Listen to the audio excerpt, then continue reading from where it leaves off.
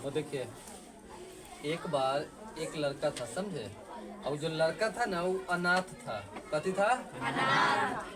अनाथ का मतलब है न माता उसके पास था और न पिता। और बचपन में ही उसके माता पिता दोनों उसको छोड़ करके चले गए, यानी कि भगवान के पास। तो हुआ क्या कि वो थोड़ा सा बड़ा हुआ जैसे तैसे, तो कमाने निकल गया शहर। और किस्मत खराब था उसका कि बचपन में माता पिता चला गया। अब थोड़ा सा बड़ा हुआ जैसे तैसे तो चला गया शहर। और कहते हैं ना कि जिसका किस्मत खराब होता है ना उसका कहीं भी खराब ही रहता है। तो वो क्या करता था कि दिन भर काम करता था, यानी सुबह 9 बजे नहा धो करके काम पर निकल जाता था और रात के 7 बजे या शाम के 7 बजे वो आ जाता था। तो सोचता क्या था कि दिन भर अगर काम करते हैं ना तो खाना बनाने में थोड़ा सा मुश्किल होता था। तो रास्ते से एक होटल से खाना लेकर के आता था। और 7 बजे, 7:30 बजे जब कमरा पर वो अपना पहुंचता था, तब वो क्या करता था कि खाना को रख करके और थके होने के कारण वो सो जाता था कि हम खाना बाद में खा लेंगे 10 बजे उठ करके। वो जब भी सो करके उठता था ना, उसका खाना वहां से गायब रहता था, यानी खाना कोई दूसरा खा जाता। वो बड़ा मतलब परेशान हो गया। प्रतिदिन वो कितना बार मतलब होता था कि आते हैं, फिर जगह भी रहते हैं या इधर उधर, फिर भी खाना किसी न किसी बहाना से कोई दूसरा खा जाता। एक दिन वो रात में जगा, मतलब सोया नहीं, देखा कि आखिर खाना खाता कौन है। तो देखा कि इतना मोटका चूहा आया और उसके खाना को खा जाता है। बड़ा क्रुद्ध हुआ उस चूहा पर, उसको चूहा को इसे पकड़ लिया।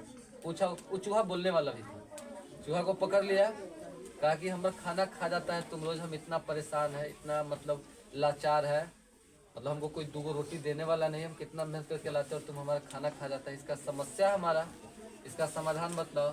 तो चूहा कहता है कि इसका समाधान एक आदमी बतला सकता है, हम तुम्हारा हिस्सा नहीं खाते, हम अपना हिस्सा खाते हैं, वो हमरे हिस्सा का है। तुम ही सोचा है कि वो हम लाते हैं हमारा हिस्सा का, गलत है। तो कहा कैसे? तो कहा कि आप इसके समस्या का समाधान के लिए आपको जाना होगा गौतम बुद्ध के पास।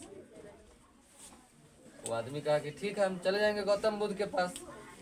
वहां से वो राशन पानी कुछ लिया और चलना शुरू किया। दिन भर चलते चलते चलते शाम जब हो गया ना, तो एगो बड़ा सा महल दिखाई दिया उसको। सोचा रात की यात्रा करना कठिन होगा। जब रात की यात्रा करना कठिन होगा तो एक हवेली, मतलब हवेली था, उस हवेली में गया और उसमें पूछा, बड़ा सा शानदार घर था। उसमें एक महिला थी, बोली कि वो लड़का बोला कि हमको इसमें रख लीजिए रात भर के लिए, इसी से हम यात्रा पर जा रहे हैं गौतम बुद्ध के पास, और आप सुबह हमको फिर यहाँ से जाने दीजिएगा। वो कहा कि ठीक है, आप रहिए। रात भर खाना पीना वहाँ पर खाया। तो होता है ना कि हम एक दूसरे से बातचीत करने लगते हैं, कैसे हैं क्या है। तो उस घर में एक लड़की थी, उनकी बेटी, तो वो गूंगी थी, बोल नहीं सकती थी। जब सुबह हुआ तो लड़का को महिला बोली कि बेटा जब तुम गौतम बुद्ध के पास जा रहे हो तो मेरा भी एक समस्या है, गौतम बुद्ध से पूछ लीजिएगा कि मेरी बेटी की शादी कब होगी, गूंगी होने के कारण इसका शादी नहीं हो पा रहा है, जहाँ भी जाते हैं रिश्ता कट जाता है। कहा कि ठीक है, हम पूछ लेंगे, जब जा ही रहे हैं तो क्या करेंगे, पूछ लेंगे। उसके बाद फिर चलना शुरू किया, चलते चलते चलते चलते एक बड़ा सा पहाड़ दिखाई दिया। कथी दिखाई दिया? पहाड़। तो पहाड़ दिखाई दिया, देखा कि पहाड़ पर एक जादूगर बैठा है। वो जादूगर था और उसके हाथ में क्या था? छड़ी, जादू का छड़ी। अब जादू की छड़ी था ना, तो उसको पहाड़ से आगे रास्ते नहीं दिखाई दे रहा था। तो स्वाभाविक है कि आप पूछिएगा। तो वो कहा उस जादूगर से कि हमको गौतम बुद्ध के पास जाना है, उस तरफ किधर रास्ता है।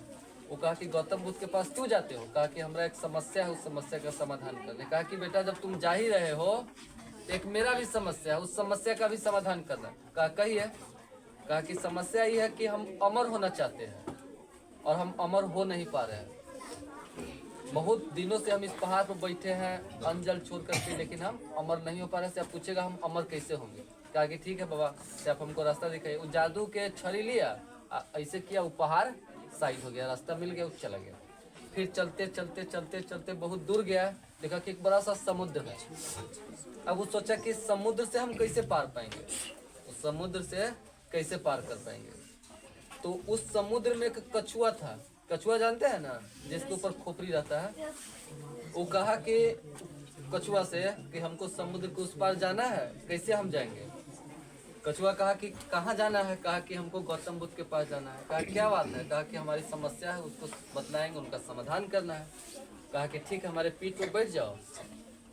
जब वो बीच में गया ना तो कहा कि जब गौतम बुद्ध के पास जा ही रहे हो तो हमारा वो समस्या उसको समाधान कर दीजिएगा। कहा बोलिए हमको स्पाइडरमैन बनना है, हम स्पाइडर बन नहीं रहे हैं, आप उनका कह दीजिएगा। कहा कि ठीक है। जब उस पर गया तो गौतम बुद्ध का आश्रम था बहुत सारा। अब जब वहाँ पहुँचा ना तो गौतम बुद्ध के शिष्य से उनको पता चला कि एक जब आप जाते हैं ना अपना समस्या लेकर के तो 3 ही समस्या वो सुनेंगे। कितना समस्या? 3 समस्या का समाधान एक दिन में करेंगे। ऐसा नहीं कि आज रुक जाएंगे फिर कर ले। अब इस लड़का को तो बड़ा आश्चर्य हो गया कि एगो तो गूंगी लड़की की समस्या है, एगो जादूगर की समस्या है और एगो कछुआ की समस्या। 3 समस्या हो गया। एगो हमार चौथा समस्या है। यानी हम तो आए थे अपन समस्या पूरा करने के लिए, लेकिन यहाँ पर तो 3 गो समस्या। वो सोचा कि सबसे ज्यादा मतलब कठिन समस्या है। वो सोचा कि लड़की की समस्या अगर हम नहीं पूछ पाएंगे तो लड़की का शादी नहीं होगा। जादूगर बेचारा इतना वर्षों से उस पर तपस्या कर रहा है और कछुआ इतना दिन से उस समुद्र में तैरा। हमारा तो छोटा मोटा समस्या है और मेरा समस्या क्या आज नहीं तो कल सॉल्व हो जाएगा। ऐसे भी हम गरीब आदमी, हमको क्या समस्या का फर्क पड़ता है, हम तो आजीवन समस्या झेलेंगे। लेकिन हम वही तीनों के समस्या का समाधान रख देते, हम अपन नहीं रखेंगे, हमारा जो होगा सो देख लेंगे। वो बाबा के दरबार में गए, गौतम बुद्ध के दरबार में, और अपना अपना पहले बोले कि बतलाइए एक लड़की गूंगी है उसका शादी नहीं हो रहा है, सॉरी शादी नहीं हो रहा, कैसे होगा, और बोल भी नहीं पा रही है। कहा कि तुम जाना और उसको बोलना कि वो जब शादी कर लेगी ना तो बोलने लगेगी, जैसे ही उसका शादी होगा वो बोलने लगेगी। कहा कि ठीक है। फिर कहा कि एक जादूगर है और जादूगर अमर होना चाहता है, वो कैसे होगा उसके पास। कहा कि उस जादू के छड़ी जिस दिन वो दूसरे को दे देगा ना उस दिन वो अमर हो जाएगा। कहा कि ठीक है। और कहा कि वो कछुआ है, उस कछुआ स्पाइडर बनना चाहता है।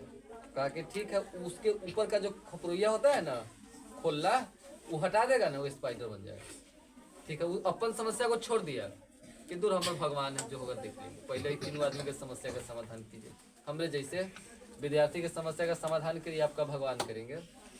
वो आया, वापस आया तो उसी रास्ता से न आएगा। फिर क्या हुआ कि कछुआ मिला। कहा कि उसको बिठाया पीठ पर, कहा कि हो गया।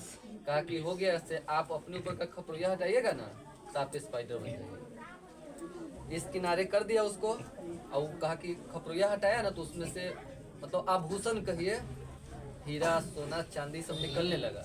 जितना भी निकला वो इस लड़का को दे दिया। कहा कि ले जाओ तुम, हमको इसको क्या जरूरत है, अब तो हम स्पाइडर। वो हो गया। फिर आते आते आते आते वो बाबा मिले जादूगर। कहा कि आपको क्या चाहिए। कहा कि हमारा काम हो गया। कहा कि जी बाबा जी आपका समस्या समाधान हो गया।